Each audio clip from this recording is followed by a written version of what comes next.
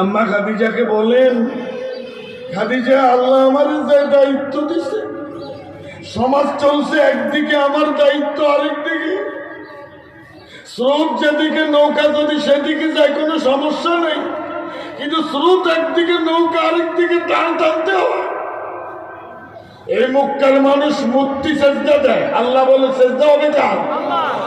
এই মক্কার মানুষের নারীদের অধিকার নেই, মেয়েদেরকে জীবন্ত কবর দেয়া হয়।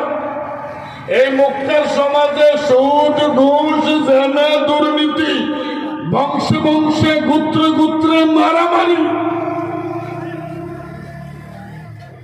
আল্লাহ আমার দায়িত্ব দিছে, সমাজ চলছে একদিকে, আমি মোহাম্মদের দায়িত্ব আরেকদিকে। কজন? আরো জোরে বলেন, কজন? একজন। তিনি হলেন মোহাম্মদ মুস্তাফা।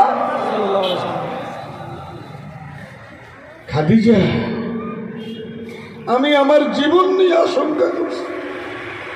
আমি যখন কালেমার দাওয়াত নিয়ে এই ময়দানে যাব, আমি যখন কোরআন নিয়ে এই ময়দানে যাব, মানুষ যতই আমাকে আলামিন বলুক না কেন, এতদিন আমার দাওয়াতি কাজে তাদের স্বার্থে আঘাত আসে নাই।